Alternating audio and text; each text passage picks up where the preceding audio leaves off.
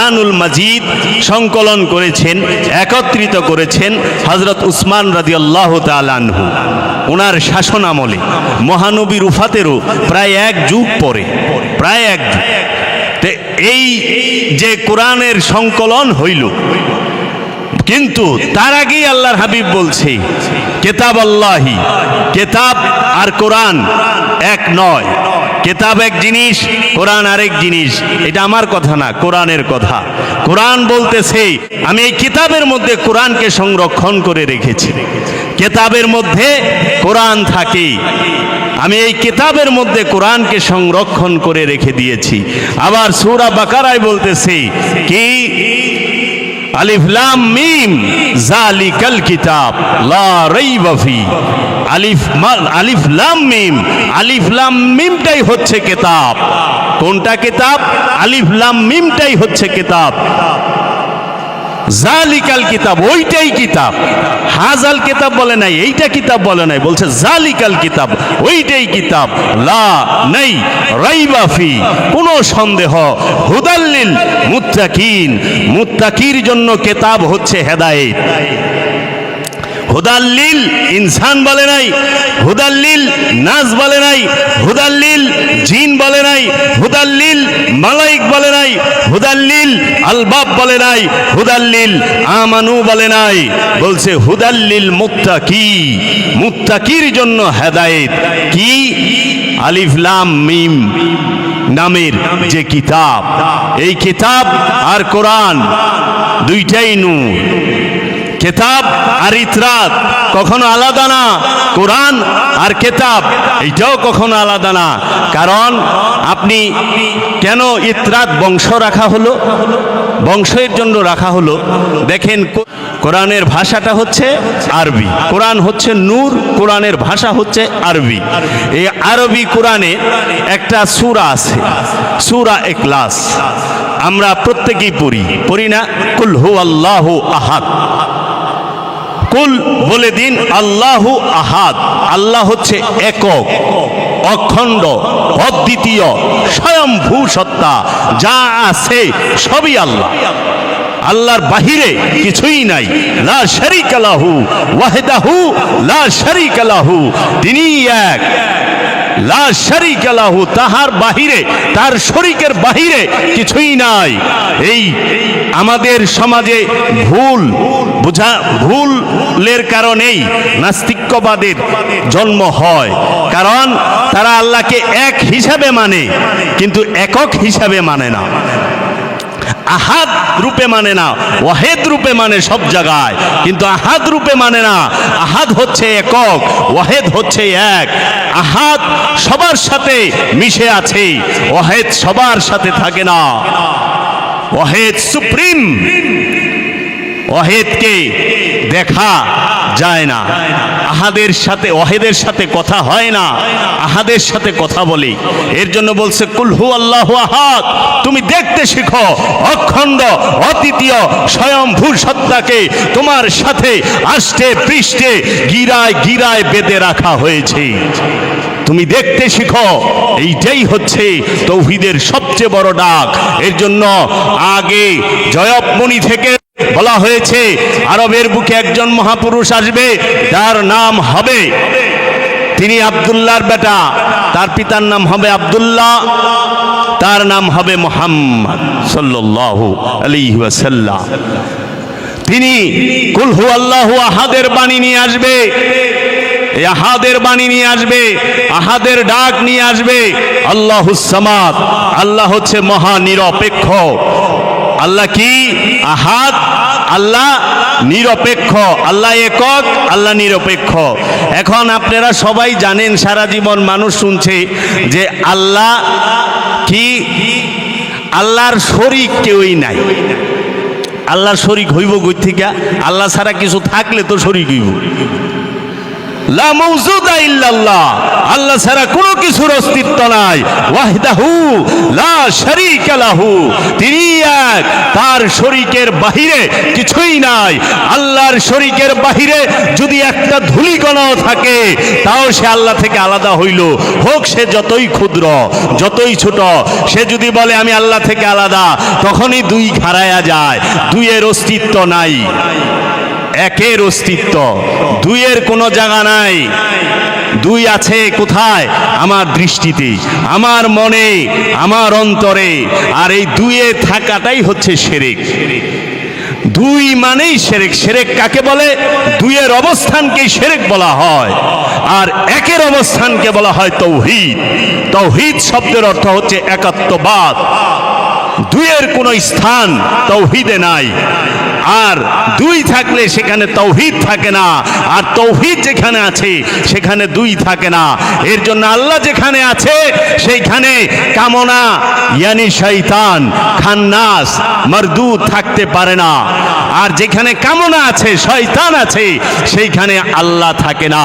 কারণ এক হৃদয়ে দুইজন থাকতে পারে না। এই হৃদয়ের কাছে আল্লাহও থাকবো, আবার এই হৃদয়ের সাথে শয়তানও মিশা থাকবো, এটা হইতে পারে না।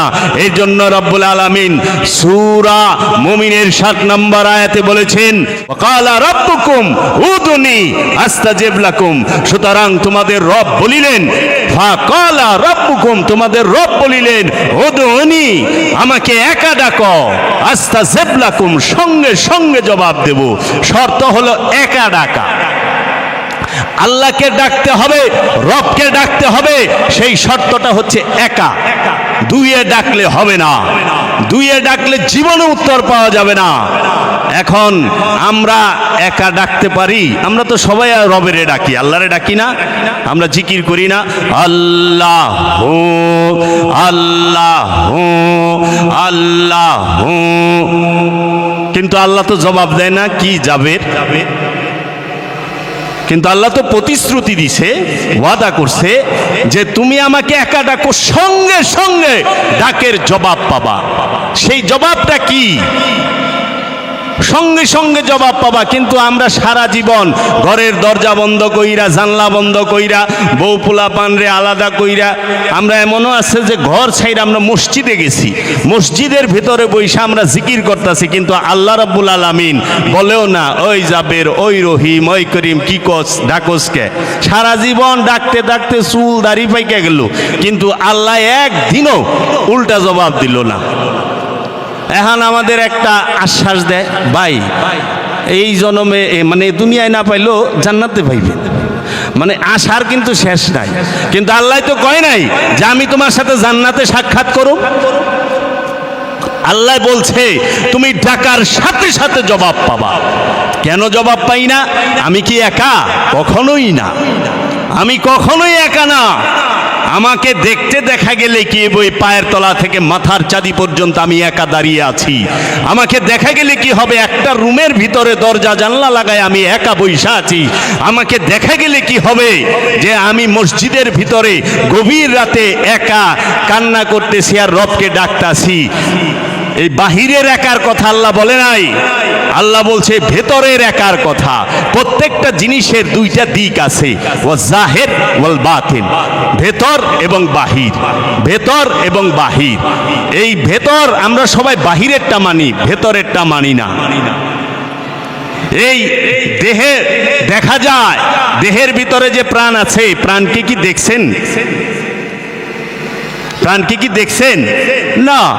কিন্তু আল্লাহর হাবিব বলতেছেন এবং আল্লাহর কোরআনে বলতেছে যে ইয়া আইয়ুহাল্লাযীনা আমানু আলাইকুম আনফুসাকুম, ইয়া ওহে আইয়ুহাল্লাযীনা আমানু, যাহারা ঈমান এনেছো, আলাইকুম আনফুসাকুম, নফসের বহুবচন আনফুস। নফস এটা আরবি শব্দ, নফসের বাংলা হচ্ছে প্রাণ। এই নফসের কথা কোরআনে অসংখ্যবার অসংখ্যবার আছে। নফসের বাংলা অর্থ হচ্ছে প্রাণ। যেই প্রাণ থাকলে আমি জিন্দা থাকি। প্রাণটা যখন আমার এই দেহ থেকে বিদায় নেয়, স্টপ হয়ে যায়, আলাদা হয়ে যায়, তখন আমি মৃত। আর এই প্রাণের কথাই আল্লাহ বলছে, প্রাণ আরবি নফস। এই আমরা এখানে অনেক প্রাণ আছি না, অনেক নফস আছি না, অনেক মানুষ না। এখন যদি রবে ডাকে তখন বলবে আনফুস। রবে প্রাণের নফসের বহুবচন হচ্ছে আনফুস। নফস এক বচন, নফসের বহুবচন হচ্ছে আনফুস। আল্লাহ বলতেছে ওয়াফি আনফুসিকুম আফালা তুবসিরুন। দেখেন তো কি সুন্দর বলতেছে, ওয়া এবং ফি মধ্যে আনফুসিকুম, তোমাদের নফসের নিকটেই আমি অবস্থান করি। আফালা তুবসিরুন, তোমরা কি আমাকে দেখো না? আইনামা তুয়াল্লু ফাসাম্মা ওয়াজহুল্লাহ, বান্দা তুমি যেই দিকে তাকাইবা আমার চেহারা ছাড়া, রবের চেহারা ছাড়া, আল্লাহর চেহারা ছাড়া তুমি কিছুই দেখবা না। আমি তো সবই দেখি, আমি আল্লাহকে তো দেখি না। আপনারা তো সবই দেখেন, স্ত্রী পুত্র ধন সম্পদ টাকা পয়সা বাড়ি গাড়ি গ্রাম গঞ্জের সমস্ত কিছু দেখেন। আল্লাহ কি দেখেন? কিন্তু আল্লাহ তো বলতেছে আইনামা তুয়াল্লু, তুমি যেই দিকে তাকাইবা ফাসাম্মা ওয়াজহুল্লাহ, সঙ্গে সঙ্গে আমার চেহারা ওই দিকেই দেখবা। আল্লাহ বলতেছে অফি আনফুসিকুম আফালা তুবসিরুন, বান্দা আমি তোমার নফসের নিকটেই অবস্থান করি, তুমি কি আমাকে দেখো না? আল্লাহ বলতেছেন নাহনু আকরাবু ইলাইহি মিন হাবলিল ওয়ারিদ, বান্দা আমি তোমার জীবন রোগের নিকটে অবস্থান করি, তুমি কি আমাকে দেখো না? নফসের নিকটে রবে থাকি, আমি দেখি না। আল্লাহ জিজ্ঞেস করতেছি। আবার আল্লাহ কোরআনে অসংখ্য জায়গায় বলছি আফালা ইয়াতাফাক্কারুন আফালা ইয়াতাতাব্বারুন আফালা ইয়াতাকিলুন, তোমরা কি আফালা ইয়াতাফাক্কারুন ফিকির চিন্তা করো না? আফালা ইয়াতাতাব্বারুন আফালা ইয়াতাকিলুন, তোমরা কি বুঝতে চেষ্টা করো না? তোমরা কি ভাবো না? ভাবো, আমাকে নিয়ে ভাবো, সৃষ্টিকে নিয়ে ভাবো। এর জন্য আল্লাহ রাব্বুল আলামিন কোরআনেও বলতেছে মা তারা ফি খালকির রহমানি মিন তাফাবুত ফারজিল বাসারা হাল তারা মিন ফুতুর সুম্মা আরজিল বাসারা কাররাতাইনি ইয়ানকালিব মা তারা ফি খালকির রহমানি মিন তাফাবুত, তুমি আমার সৃষ্টির দিকে তাকাও, আমার সৃষ্টির মধ্যে তাকাও, খুঁটিয়া খুঁটিয়া দেখো আমার সৃষ্টিকে, খুঁটিয়া খুঁটিয়া দেখো, কোনো ভুল পাবে না। ফারজিল বাসারা হাল তারা মিন ফুতুর সুম্মা আরজিল বাসারা কাররাতাইনি ইয়ানকালিব, ভুল তো পাবেই না, বরং তোমার দৃষ্টি তোমার দিকে ফেরত এসে বিস্ফারিত হবে, তুমি মনেও জানতে বলে ফেলবে সুবহানাল্লাহ।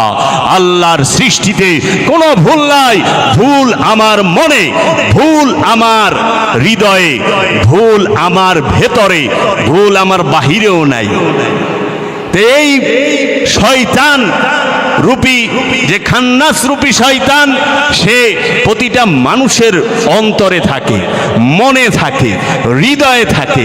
এই হৃদয়ে যেই পর্যন্ত শয়তান আছে ওই পর্যন্ত প্রতিটা মানুষ শিরকে ডুবে আছে, শিরকের মধ্যে বাস করে। এখন তো এই যে আমাদেরকে মেজাজি শিরক কয়, মৌলভী সাহেবরা কিংবা এই যে না জানা অনেক মানুষ আছে যারা মেজাজি বাহিরের দিকটা, এই কি কাহারও পায়ে দেরা সালাম করছেন শিরক বেদাত, আচ্ছা কোন মাজারে গেছেন শিরক বেদাত, এইরকম অনেক কিছু খালি শিরক শিরক শিরক। বাবা শিরক বাহিরে থাকে না, শিরক মানেই হচ্ছে দুইয়ের অবস্থান, দুই শিরক।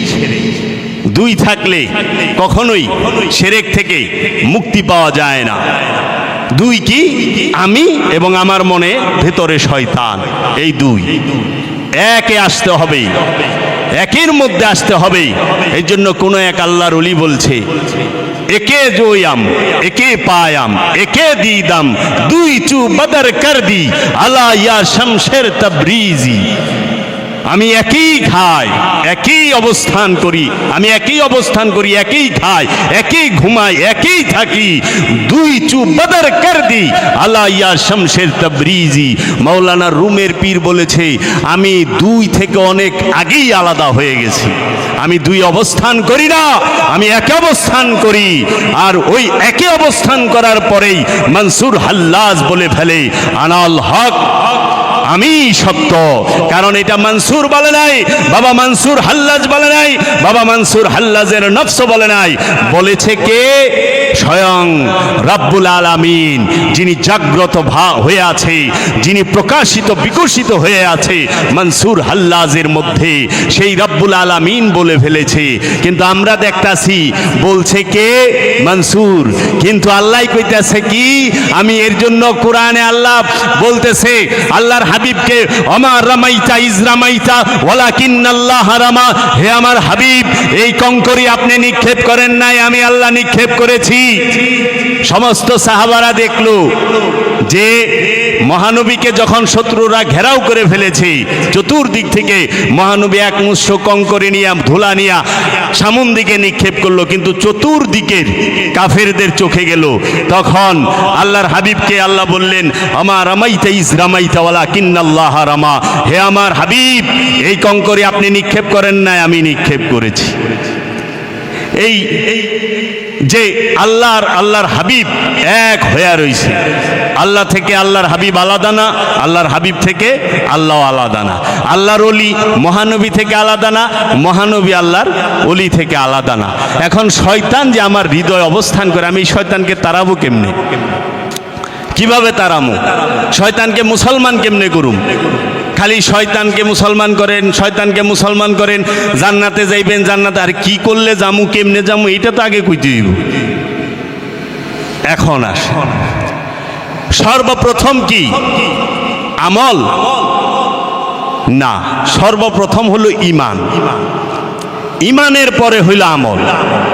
আল্লাহ কুরআনুল মাজিদে যার ঈমান আছে তাকে সালাত করতে বলছে, যার ঈমান আছে তাকে সিয়াম করতে বলছে, যার ঈমান আছে তাকে হজ করতে বলছে, যাকাত দিতে বলছে, কুরবানি করতে বলছে, এবং যার ঈমান আছে তাকে বলছে ইয়া আইয়ুহাল্লাযীনা আমানু সাল্লু আলাইহি ওয়া সাল্লিমু তাসলিমা, হে যাহারা তোমরা ঈমানদার, তোমরা আমার হাবিবের উপরে দরুদ পাঠ করো এবং সশ্রদ্ধ তাসলিম, তাসলিম শব্দের অর্থ হইল সশ্রদ্ধ, সম্মানের সাথে ইজ্জতের সাথে সালাম প্রদান করো। এখন যার ঈমান আছে, ঈমান কি? ঈমান, আমি গ্রাম এলাকা ২৫০০ গেছিলাম ওয়াজ করবার, তা আমি জিজ্ঞাইলাম যে ঈমান কে, ঈমান কি? তো সাধারণ এক মানুষ এদারা কয় কি, ঈমান আমার বাইশতে, হ্যাঁ বাইশটার নাম ঈমান রাখছে, সিএনজি চালা। হ্যাঁ ঈমান আছে, ঈমান হইলে আমার বাইশতে, সিএনজি চালা। আমি কো আচ্ছা, না আমি এই ঈমানের কথা কই না। ঈমান শব্দটা হচ্ছে আরবি, ঈমানের বাংলা হচ্ছে বিশ্বাস। বিশ্বাস কি? বিশ্বাস কাকে? বিশ্বাস রসুলকে বিশ্বাস করার নাম হচ্ছে ঈমান। কাকে বিশ্বাস করার নাম? ঈমান। আল্লাহর রসুলকে, আল্লাহর নবীকে, আল্লাহর হাবিবকে, আল্লাহর আব্দুহুকে বিশ্বাস করার নাম হচ্ছে ঈমান। আল্লাহর রসুলকে বিশ্বাস করার পরে আল্লাহ কিছু অপশন দিছে যে আমার কিতাবকে বিশ্বাস করতে হবে, আমার ফেরেশতাকে বিশ্বাস করতে হবে, আল্লাহতে ঈমান আনতে হবে, ইয়াউমুল আখিরাতের উপর ঈমান আনতে হবে, এইভাবে কিছু অপশন দিছে। কিন্তু সর্বপ্রথম হচ্ছে রসুলকে বিশ্বাস করার নাম হচ্ছে ঈমান। এখন অনেকে আল্লাহরে বিশ্বাস করার নাম হইলে ঈমান। আল্লাহরে তো আবু জেহেলও বিশ্বাস করত, আবুল আহাবও বিশ্বাস করত। যদি কন যে হুজুর এই কথা কইলেন, দলিল কই? আবু জেহেল কাবা মানত, কিন্তু মুহাম্মদ সাল্লাল্লাহু আলাইহি ওয়াসাল্লামকে মানত না।